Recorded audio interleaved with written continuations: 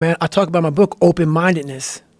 What separates me from a lot of people is they go into a daunting task, and the task is overwhelming. Like when I heard the pull-up record was 4,020 pull-ups, and I was talking about breaking this record, people are like, oh my God.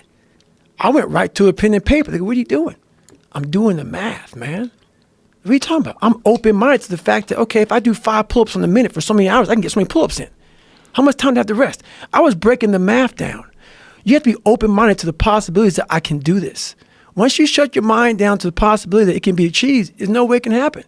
So that's why my eyes and my body light up about things, because I know that if you're in a fight, you have to attack.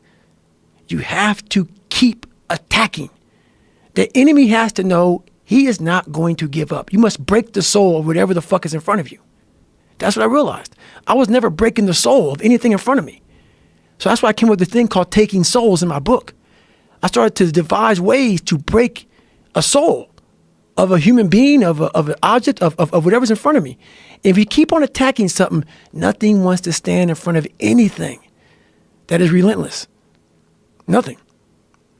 The Taking Soul part of the book is really interesting because you talked about like the mind shift that you had when you were in Buds. Yes, sir. Yeah, that's an intense part of the book. It is. That's when a lot of stuff started clicking, man. I started watching those instructors on the side because there's 3 shifts. There's 8 instructors, 3 shifts. Because the guys going through Hell Week, they're up all day and all night for 130 hours. This is the promised land of mental hardening for me. I love this place. And you have the instructors who they've been there, done that. Now they're instructing you. So they do their 8-hour shift. They have their parkas on. It's usually cold, coffee, drinking their coffee, and they're beating the crap out of us. And when I started realizing, I started playing mind games. And I was like, you know what? I bet these fuckers are looking at us, judging themselves about when they were going through Hell Week. About, let me see, I'm looking at Goggins right now. I was better than him. I was better than that guy. I was better than that fucker over there. And I was like, okay, you're going to judge me, right? All right. So that's what I'm going to do to you. So what I started doing was I got my boat crew 2. It's in the book. It's a great, great story. I said, come here, guys. You can't break boat crew 2. You can't break boat crew 2. So it's Wednesday, and everybody's broken. Everybody's beat up, man. And like this, I mean, you start moving like a robot. Everybody's like just kind of just trying to get through Hell Week now, and your energy's zapped. And they know Wednesday's like that over the hump. I love that you talked about that in the book too, that they put it in your head that Wednesday you're going to be tired. Oh yeah, and that's another thing. They tell you how you're supposed to feel, so you are feeling that way. I was like, don't let these motherfuckers tell you how you're supposed to feel. No, it's day 1, motherfucker. This is hour 1. So I was getting my boat crew all jacked up. I said, we're going to take these motherfuckers' souls. So when they had us doing this simple thing that guys were struggling with, Boat Crew 2 was just launching the fucking boat in there, yelling, yeah, you can't fucking hurt us. You can't hurt Boat Crew 2. And I looked on the instructors' faces, and it looked like someone had just fucked with their soul. And I looked at my guys in my boat crew, and I said, hey, guess what? Those motherfuckers aren't fucking tonight.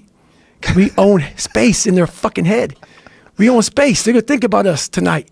They could think about how the fuck. You're killing boners. That's right. How on Wednesday are these guys doing this? And screaming out, you can't hurt Boat Crew 2. We were bringing the fight. We were attacking. So when you keep on doing that, guess what people start doing? I ain't fucking with these guys no more. So Boat Crew 2 got a lot more sleep. Boat Crew 2 just became that Boat Crew like, hey, because we just kept charging, and we started fueling off of that. We started fueling off the fact that, man, it takes 1 second of energy to steal everybody's. And then you have all the energy you need. That's all you need. You need to look at someone's eyes. You know how it is when you fight somebody and you broke that motherfucker. He's like, oh God, man, I don't want to go back to the next round. And you feel like, my God, I can fight all day. I can fight all day long. That's what taking souls is. But you have to have the will, the heart, the courage to go that distance when you're exactly jacked up. You have nothing left to give, and give more.